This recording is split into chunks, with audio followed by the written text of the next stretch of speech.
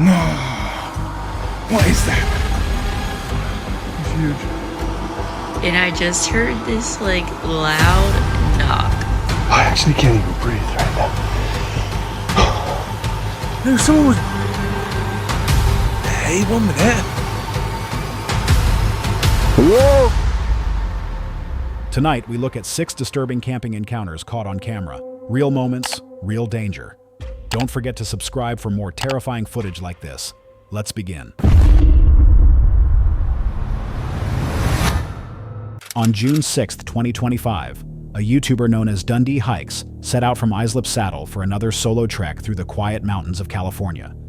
His channel is typically known for peaceful nature walks, tranquil campsites, and the gentle solitude of the trail. But on this day, his journey would lead to something no hiker ever wants to find. All right, so it's been a couple days since this incident happened, and thought I would try to give you a more coherent account of what happened than just the videos show. I'll show you the videos after I finish talking. There's nothing graphic in there, so no need to worry about that. Anyway, I broke camp at Islip Saddle, and I decided to do like a mile more of road walk before joining the PCT again. As I approached the Javis Memorial Picnic Ground, I noticed there was a single car in the parking lot, and it was backed up to the edge. But what really caught my attention was that the back tires were way up on the embankment. So that caused me to walk over and take a closer look. And that's when I noticed the rope that was tied to the back and disappearing over the edge.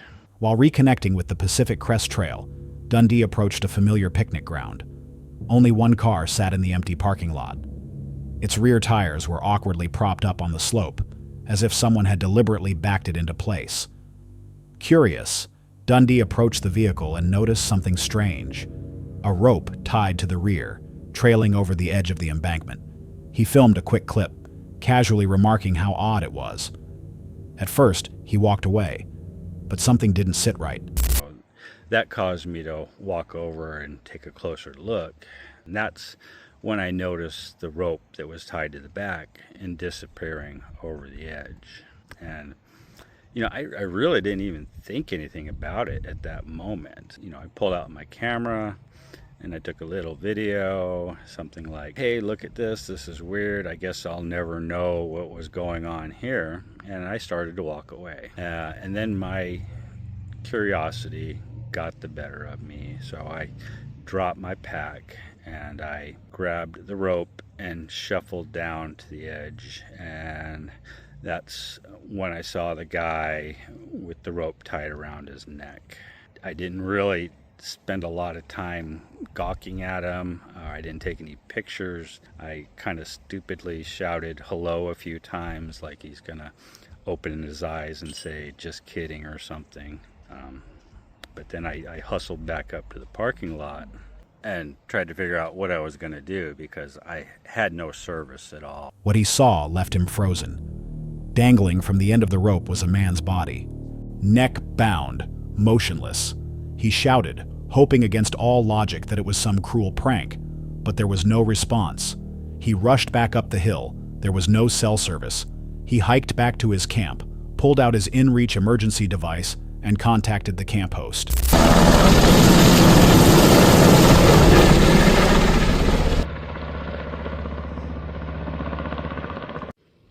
Well, all the rest of them got on scene here. I gave my statement to the sheriff, and they said they don't need anything else from me, so I'm moving on.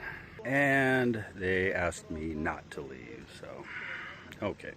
So apparently they want me to wait until homicide gets here and make sure it wasn't a murder. I got an update from the sheriff, and he basically said that fire and rescue showed up, said, yeah, he's dead, and left. Now there's someone else. I think it's crime scene, possibly, but they're going to go down and actually examine the body and try to determine if it was self-inflicted or not. Within the hour, a rescue helicopter appeared overhead. It hovered, then veered away, unable to land. Ground teams arrived next. Fire, deputies, homicide investigators. Protocol required Dundee to stay on scene. They needed a statement, just to rule things out. Dundee was never considered a suspect, but the gravity of what he had found changed everything. The man's body was eventually recovered. Authorities examined the rope, the car, and the surroundings to determine whether it had been self-inflicted. The details remain undisclosed. For Dundee, the impact was personal. He'd gone looking for quiet. What he found instead was death. As the footage ends, Dundee leaves viewers with a message. If you're in a dark place, please talk to someone. It's a bad day, not a bad life. But for many who hike alone, that message hits differently. Because even out here, in the open wilderness, far from civilization, some things still find a way to haunt you. Hold on a sec. If you're enjoying this so far, make sure to hit that subscribe button. Let's continue.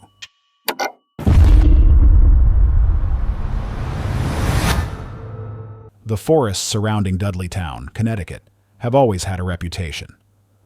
Locals speak of unexplained deaths, vanishing settlers, and ghastly apparitions.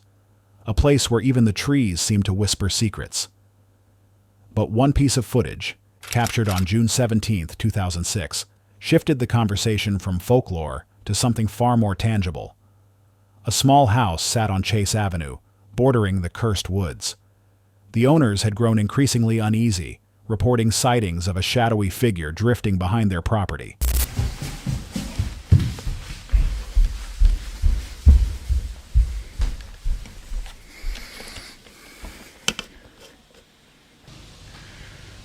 No. What is that? No way. No.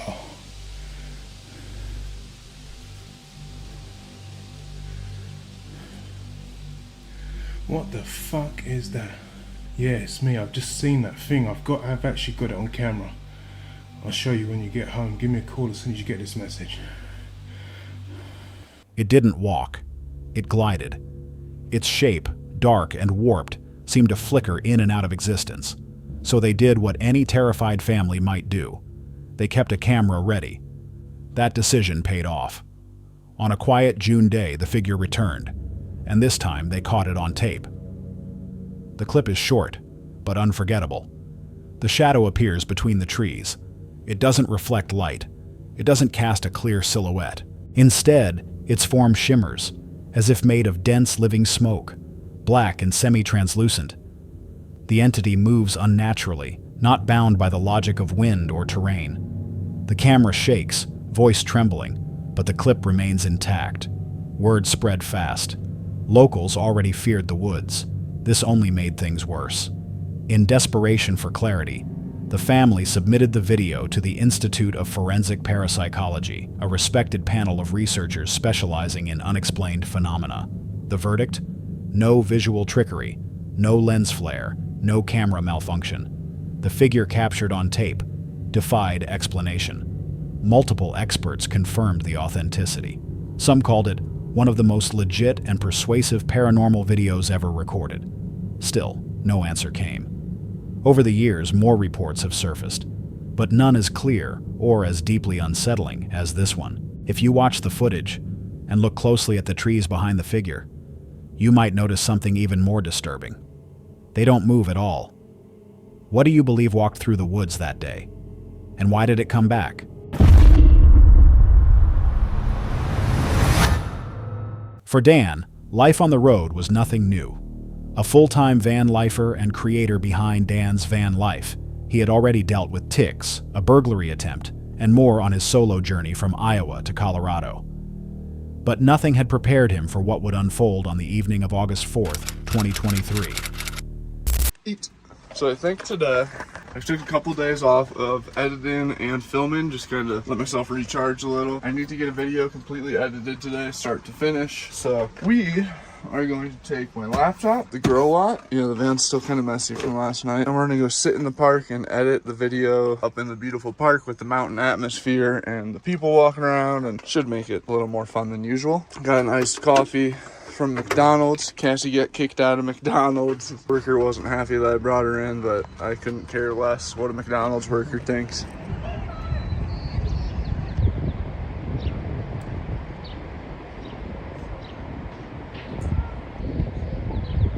That morning started out calm. He edited videos at a park, sipped iced coffee, and watched his dog Cassie relax by his side. Decided we're gonna do a little after dinner walk, take a walk up this road, see if maybe there's a better viewpoint of the mountain behind me, and just check it out. Kind of cool right off the bat. It's like horse poop. There's either a moose or a horse right outside of the van right now, and he just made a scary noise. Or a bear. There's a bear right outside the van. Hey, bear. He's huge. He's huge. If I wouldn't have said something, he was gonna go in the van. If I wouldn't have hollered, hey, bear, he was about to walk his way right into the van. Stay. Cassie, sit. Sit. Later that day, Dan picked a remote campsite in the Colorado wilderness, hoping for a quiet night. The rain had passed, the forest was still, and the van was parked in solitude. But the peace wouldn't last. After a light dinner, Dan took Cassie for a short walk. As they returned to the van, a low snorting sound stopped him cold. What are the odds of that the second I walk away? What are the odds that the second I walk away from the van, a bear just comes strolling in? What are the odds, dude? I could have stepped out the door right into his face. I could have went eye to eye with that thing. I heard a weird snort noise when I was walking up the trail and looked back, and I could see him through the trees, like looking in. If I let go, she would chase him all the way down. He was pretty scared of us though, that's good. I didn't get the greatest video of him by the van because I was preparing until I realized that he was looking pretty docile, so I put away the other thing and aimed the camera at him, and glad that I got some of it on footage. So he was huge, man. All right, Cass, you know what? We're not about to walk in the forest. You know, I came out here at this time of night thinking it is the time of night you might see an animal. I'm glad all I had to do was holler at him. Dude, like that was like destiny. I would have walked, if that bear would have been 1 minute behind schedule, me and Cassie would have been up the road far enough to where I wouldn't have saw him or heard him.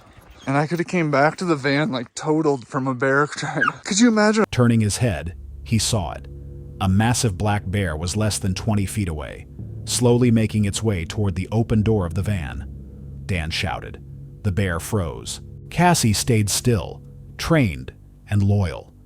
The bear seemed curious, not hostile. But had Dan come back a minute later, it would have been inside the van, possibly tearing through everything. He could have walked straight into its face. Dan didn't get the best footage. He was more focused on protecting Cassie than aiming a camera.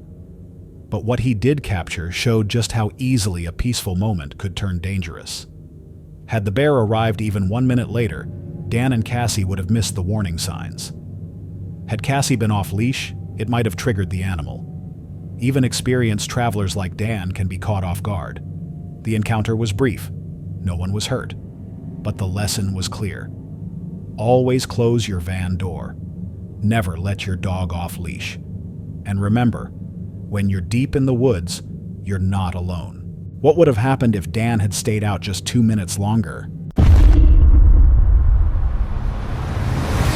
In June of 2025, a solo traveler known online as a tiny nomad was deep into her journey across the United States, headed for Alaska in her trusty 4Runner. But mechanical delays forced her off the road. Instead of pushing forward, she made an unexpected stop in rural Washington state, waiting on a replacement car part that had failed to arrive twice before. To reset both body and mind after 3,000 miles of driving in just a week.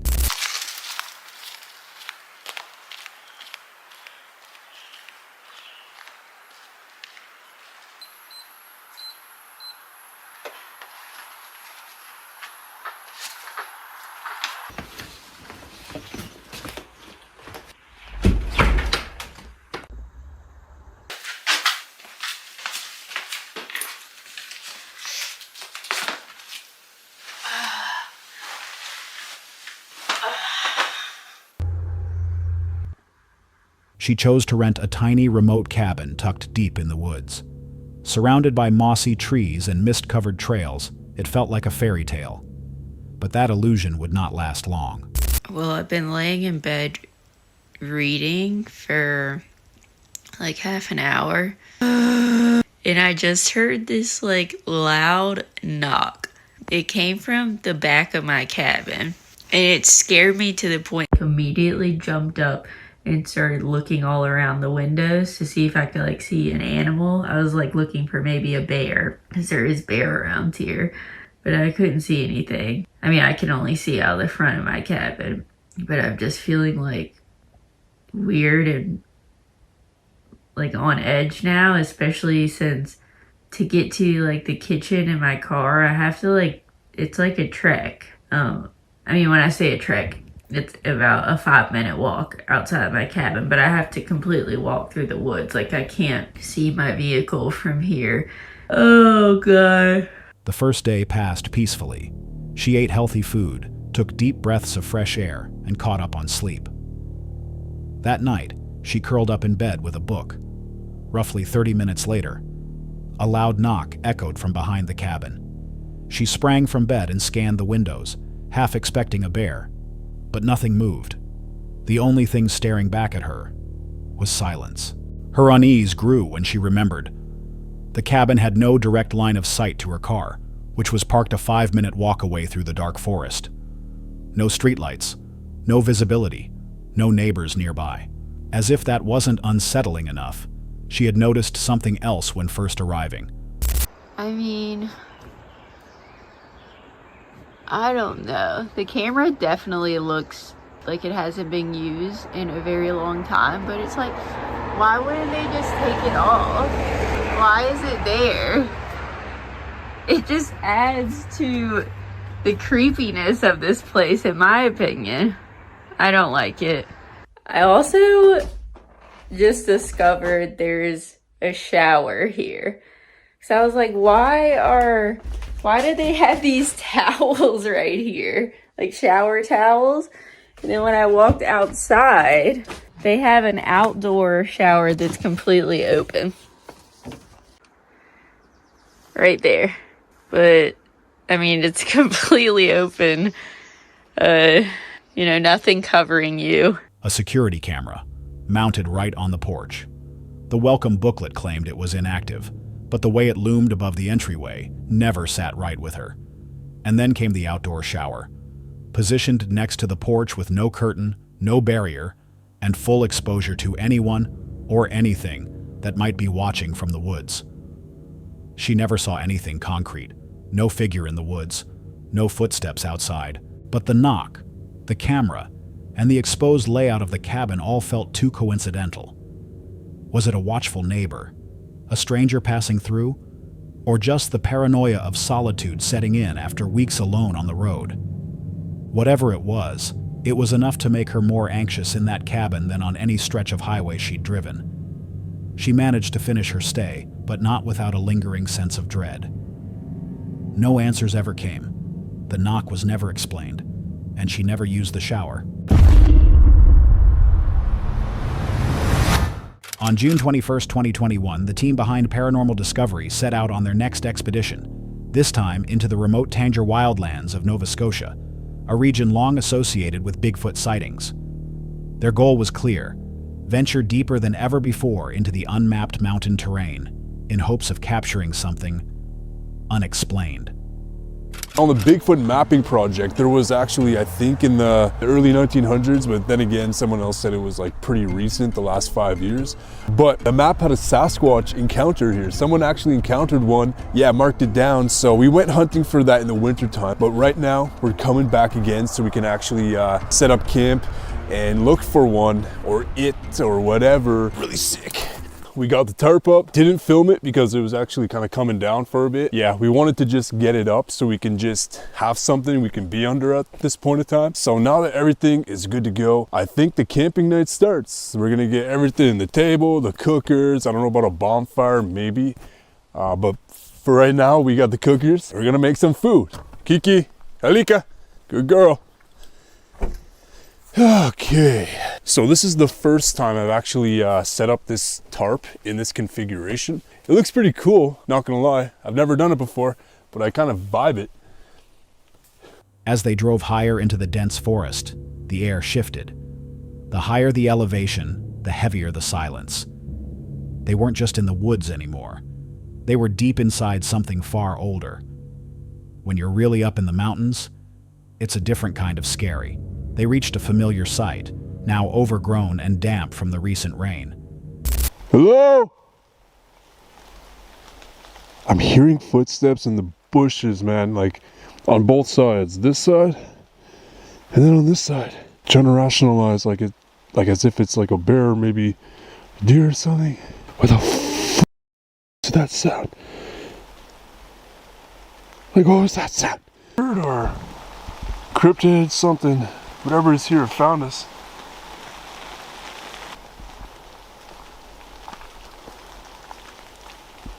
Are you a Bigfoot? Oh my God. I actually can't even breathe right now. Oh shit. Oh shit. Oh shit, I'm having a panic attack. I'm having a damn panic attack. Okay. As night fell, the crew made dinner, shared stories, and laughed.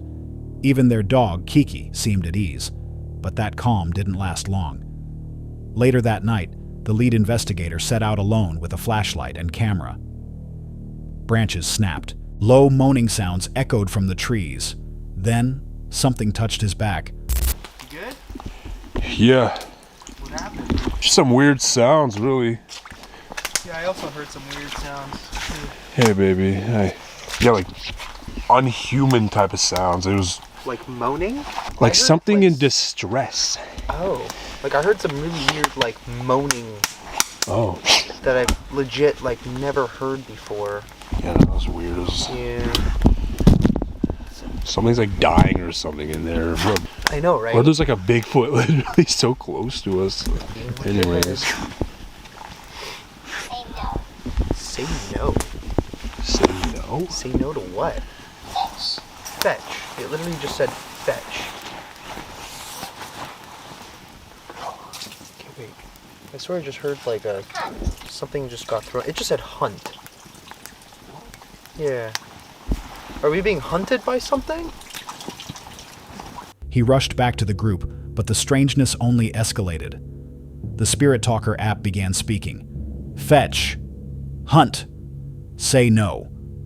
They described hearing inhuman moans, footsteps circling the camp, and branches breaking where no one was. Are we being hunted by something? While no creature was seen on camera, the team debated possibilities. A cryptid? An interdimensional entity? Or a spiritual echo trapped in the woods? Nova Scotia is over 60% wilderness.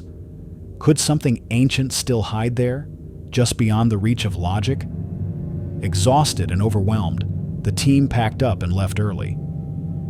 The footage was inconclusive, but the moaning, the touch, and the commands they captured were very real. Just a few nights ago, the team behind Haunted Finders, David, Tom, and Kev, returned to one of the most unsettling locations they had ever explored, an abandoned church buried deep in the woods. The building had a dark reputation and had already produced significant daytime activity. Viewers demanded they go back, this time at night. As darkness fell, so did the silence. My new hat. Dad's dog. Dad's dog. Dog dad. Dog dog. Dog dad. Dog dog. Dog dog. Oh god. Bloody hell. It looks good, doesn't it? What the flip was that? What is it? No, someone was... Hey, 1 minute. Someone was just standing up there. Oh yeah. Someone was just standing up there. Somebody there? Someone was standing up there. I turned around as I was laughing, and someone was stood. You see, there's a tree there, look. Do you know the tree that sort of goes up at an angle? Someone was flipping stood next to that. It was a full, like, almost like a silhouette of someone. I saw the legs and the bottom half of the body. Then, as I like doubled back, it wasn't there. Before the team even finished setting up, Tom saw it. A full-bodied silhouette standing near a tree outside the church. It vanished before he could say a word. From the start, the tone was chaotic. Using my voice. Using my voice. That's obviously what we've been hearing. Okay, so it's you. Are you the one crying? Are you the one crying? Was that you? Was that you? Who the was that? There's someone outside the church. There's someone outside the church. I'm telling you right now, quick, get outside. Please tell me one of you heard that. Oh my God. I've got full goosebumps all over my body. Oh my God. I need that to be caught on the camera. Are you sure you didn't hear it? And you didn't say anything? Holy shit. That was a full woman, full sentence. What did she say? My God, it was in the church. It was inside the church. It sort of came sort of through this window here. That's why I thought maybe someone was out here. Oh God, I really thought I was a real person. Inside the church, they activated the spirit talker. Using my voice. The responses escalated. A full sentence, spoken in a clear female voice, came from inside the church. Tom froze. I've got full goosebumps. It sounded like an actual person. Whoever just tried to talk to us, we heard you. We heard you hissing and shouting whatever it was you tried to say. Please come and tell us who you are. Please come and tell us who you are. What on earth? We heard you. Is there somebody here that doesn't like us? We can say get out. We can say get out. Say go. We can say go. It's definitely talking at the start. So all these responses that we're getting on EVP, that we're hearing with our own voice, I will enhance them the best I can and hopefully figure out what some of them are saying. They connected the dots. According to historical records, the church had been ransacked by Cromwell's army centuries ago. A violent event that could have left unrested spirits behind. Voices, footsteps, hissing. It never stopped. Why do you want us to get out? We haven't done anything wrong. We just want to talk. Have you got anything to hide? Is The that pit. What? You just said if they've got anything to hide, it says the pit. What is the pit? What the hell? What's the pit? Where is it then? Where is the pit? The pit. Have you buried bodies in there? The pit. That doesn't sound good to me. No. Is it? It was right after you said, is there anything you want to hide? What are you hiding? You tell us. We know you're out there watching us. They had no answers. Just that word, the pit. The team suspected a mass grave may lie hidden near the church, possibly unmarked, possibly forgotten. So, thought we'd do the outro here because by the time we get up there, we're going to be absolutely knackered. But it's been a crazy night. Literally, I just thought I heard something again. Yeah, they're happy. We've been having stuff literally non-stop all night from the moment we walked in here. I don't think there's a spirit here that I think doesn't like us being here, and he's hiding something. I don't know what it is, but in the background, I can see his face on the screen. But we've been having some crazy stuff tonight. Crazy communication, disembodied voices, full-blown sentences that are disembodied coming from outside and inside the church. I just can't wait to get this on my headphones and see if I can actually enhance any of them, and hopefully they are on the audio. But the activity that night was intelligent and interactive. Disembodied sentences, responses that aligned perfectly with their questions, and the chilling sense that something wanted them gone. The church gave them more than they were prepared for. Disembodied voices, clear commands, unease that never lifted.